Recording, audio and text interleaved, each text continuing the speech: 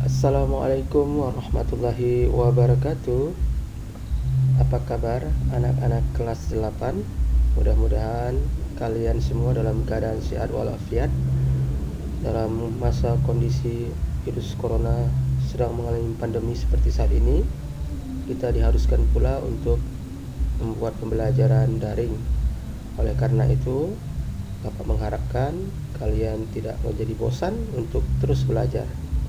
Baiklah, kali ini Bapak akan menyampaikan materi pertama kita untuk bab pertama tentang bagaimana memahami kedudukan dan fungsi Pancasila. Mulai dari kompetensi dasar. Adapun kompetensi dasar yang akan kita capai antara lain adalah yang pertama, kita diharuskan untuk bersyukur kepada Tuhan Yang Maha Esa atas konsensus nasional Pancasila sebagai dasar negara dan pandangan hidup bangsa. Yang kedua, kita diharapkan dapat mengembangkan sikap yang mencerminkan nilai-nilai luhur Pancasila sebagai dasar negara dan pandangan hidup bangsa. Kompetensi yang ketiga, kita diharapkan dapat menelaah Pancasila sebagai dasar negara dan pandangan hidup bangsa. Sedangkan yang keempat, kompetensi dasarnya adalah menyajikan hasil telaah nilai-nilai luhur Pancasila sebagai dasar negara dan pandangan hidup bangsa dalam kehidupan kita sehari-hari. Demikianlah untuk kompetensi dasar yang ingin kita capai. Baiklah anak-anak, marilah kita membahas poin A mengenai arti kedudukan dan fungsi Pancasila. Para pendiri negara Republik Indonesia pada tanggal 18 Agustus 1945 telah menyepakati dasar negara Republik Indonesia adalah Pancasila. Istilah Pancasila sendiri menurut Darji Darmodi Harjo SH sudah dikenal sejak zaman Majapahit, tepatnya pada abad ke-14, yang ditemukan pada buku Negara Kertagama karangan Empu Prapanca dan buku Sutasoma karangan Empu Tantular. Pada zaman itu Pancasila memiliki arti berbatu sendi lima dan pelaksanaan kesusilaan yang lima, yaitu yang pertama dilarang melakukan kekerasan, kedua dilarang mencuri, ketiga dilarang berjiwa dengki, keempat dilarang berbohong, dan yang kelima dilarang mabuk.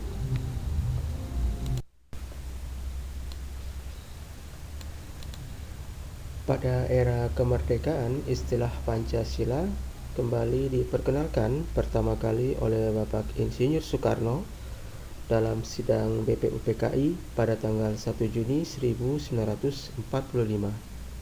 Dan setelah melalui tahap permusyawaratan di BPUPKI, maka dirumuskan dan disahkanlah Dasar Negara Republik Indonesia yang kemudian diberi nama Pancasila dengan 5 sila yang sekarang telah disempurnakan sebagai berikut. 1.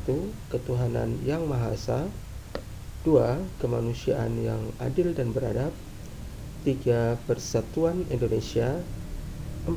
Kerakyatan yang dipimpin oleh hikmat kebijaksanaan dalam permusyawaratan perwakilan. Dan yang kelima, keadilan sosial bagi seluruh rakyat Indonesia. Adapun fungsi dan peranan serta kedudukan Pancasila bagi bangsa dan negara Indonesia dapatlah kita rangkum sebagai berikut. Pancasila sebagai dasar negara Indonesia. Pancasila sebagai jiwa bangsa Indonesia. Pancasila sebagai kepribadian bangsa Indonesia. Pancasila sebagai sumber dari segala sumber hukum. Pancasila sebagai perjanjian luhur bangsa Indonesia. Pancasila sebagai cita-cita dan tujuan bangsa Indonesia. Dan Pancasila juga sebagai moral pembangunan bangsa. Kita ke poin B, makna Pancasila sebagai dasar negara dan pandangan hidup bangsa. Pancasila sebagai dasar negara. Pancasila sebagai dasar negara dinyatakan dengan jelas dalam pembukaan Undang-Undang Dasar 1945 alinea keempat yang berbunyi, maka disusunlah kemerdekaan kebangsaan Indonesia itu dalam suatu Undang-Undang Dasar Negara Indonesia yang terbentuk dalam suatu susunan negara Indonesia yang berkedaulatan rakyat dengan berdasarkan kepada rumusan Pancasila yang terdapat pada alinea keempat pembukaan Undang-Undang Dasar 1945. Secara yuridis konstitusional adalah sah, berlaku, dan mengikat seluruh lembaga negara, lembaga masyarakat, dan setiap warga negara tanpa terkecuali. 2. Pancasila sebagai pandangan hidup bangsa.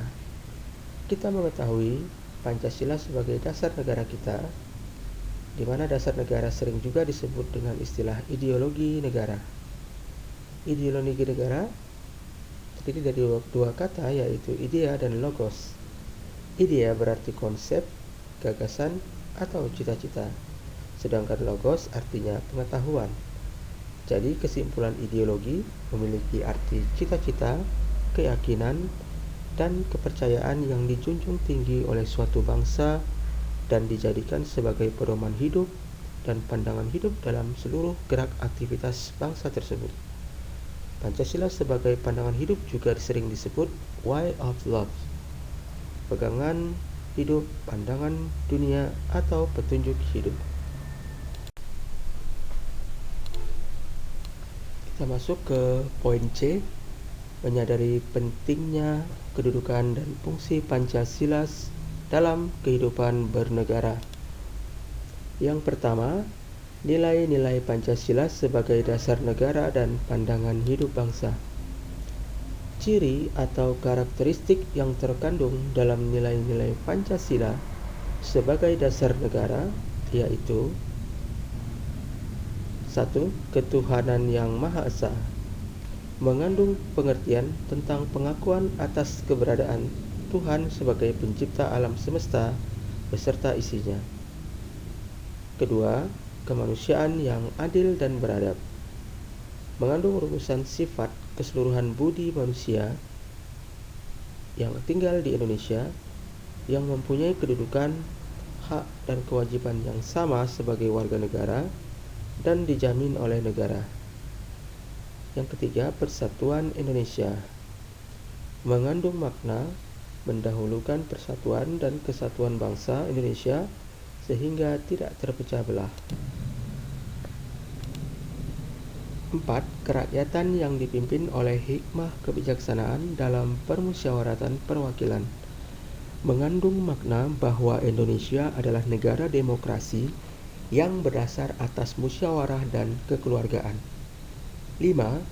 Keadilan sosial bagi seluruh rakyat Indonesia merupakan salah satu tujuan negara yang hendak mewujudkan tata masyarakat Indonesia yang adil dan makmur berdasarkan Pancasila. 2. Pengamalan nilai-nilai Pancasila dalam kehidupan sehari-hari. Upaya melaksanakan nilai-nilai Pancasila dalam kehidupan bermasyarakat, berbangsa, dan bernegara telah dirangkum dan disarikan dalam butir-butir pengamalan Pancasila. Mengenai isi butir-butir pengamalan Pancasila dapat kita lihat pada halaman 15 sampai dengan 17 buku paket kalian masing-masing. Demikianlah pemaparan Bapak untuk bab 1 bagian pertama. Mudah-mudahan dapat menjadi masukan yang berguna untuk kalian di rumah, sehingga bisa membuat rangkuman yang akan kita kumpulkan pada pertemuan luring yang akan datang. Terima kasih atas perhatian kalian. Wassalamualaikum warahmatullahi wabarakatuh.